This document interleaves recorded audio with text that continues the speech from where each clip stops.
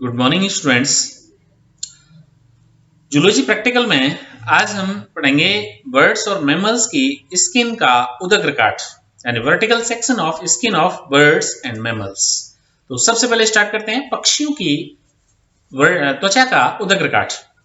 Vertical section of skin of birds. पक्षियों की त्वचा दो भागों में विभाजित होती है।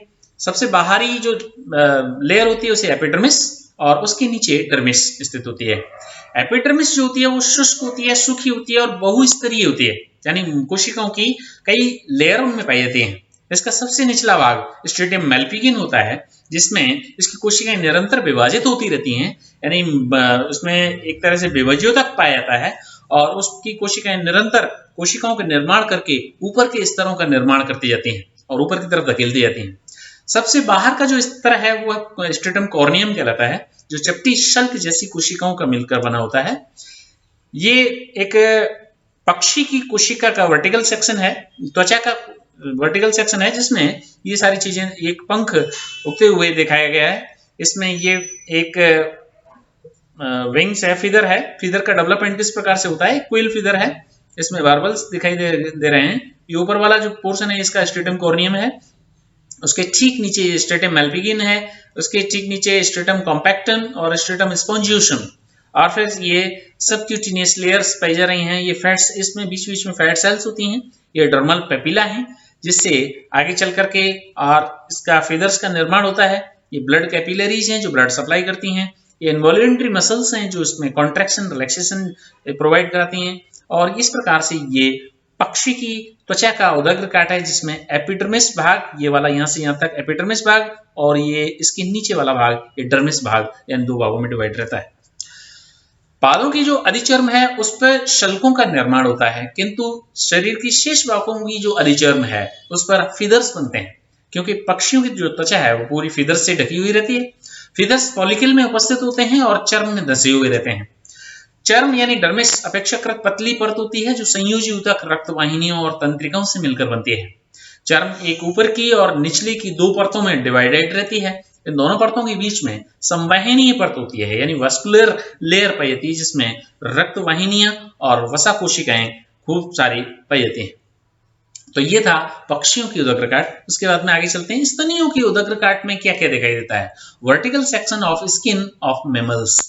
स्तनियों की जो त्वचा होती है वो भी दो भागों में विभाजित होती है। सबसे बाहर के पार्ट को एपिडर्मिस कहते हैं और उसके निचले वाले भाग को डर्मिस कहते हैं।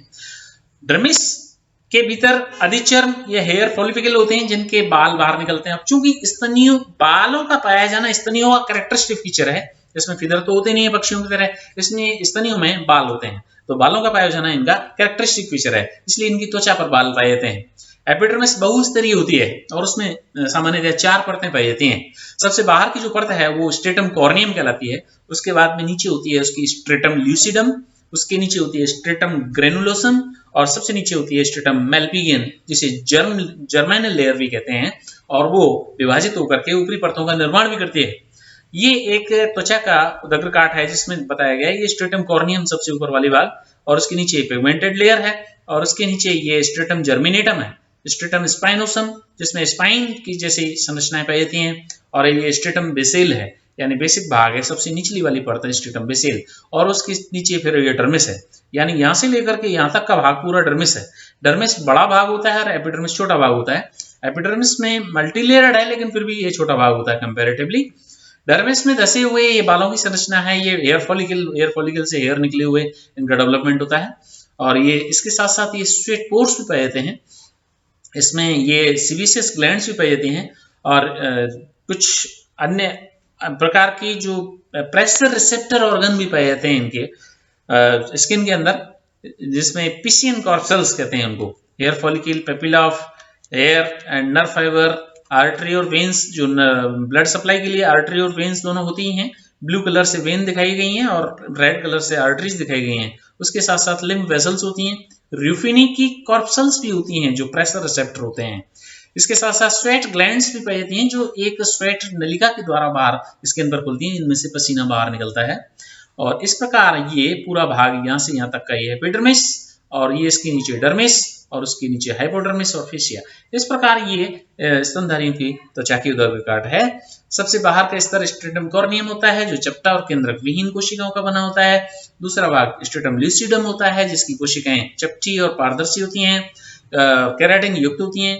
तीसरा जो स्तर है वो स्ट्रेटम कॉर्नियम स्ट्रेटम स्पाइनोसम कणीय स्तर होता है जिसकी कोशिकाएं जीवद्रव्य और कणिका में होती हैं। इसमें थोड़ी मात्रा में केराटिन पदार्थ भी पाया जाता है। सबसे अंदर वाला जो चौथा भाग है वो मेल्पिगिन स्तर जिसे स्ट्रेटम मेल्पिगी कहते हैं और ये स्ट्रेटम जर्मिनेटम भी कहते हैं क्योंकि इसमें कोशिका विभाजन होता रहता है और विभाजित होकर के कोशिकाएं ऊपर की तरफ धकेली जाती हैं। इसकी कोशिकाएं निरंतर विभाजित होकर के ऊपर के स्तरों का निर्माण करती जाती हैं। चर्म यानी डर्मिस अपेक्षाकृत पतली होती है जो संयोजी ऊतकों और रक्त वाहिनियों और तंत्रिकाओं से मिलकर बनी होती है। चर्म एक ऊपर और निचली दो परतों में बटी हुई रहती है। दोनों परतों के बीच में संवहनीय परत होती है जिसमें रक्तवाहिनी और वसा कोशिकाएं पाई जाती हैं। इसमें श्वेत ग्रंथियां यानी कि श्वेत ग्लैंड्स भी पाई जाती हैं जिनमें से पसीना बाहर निकलता है। हेयर फॉलिकल की जड़ों में सीवियस ग्लैंड्स संलग्न रहती हैं जिसमें से सीबम या तेल बाहर निकलता है। This is all about the vertical section of skin of birds and mammals. Thank you very much.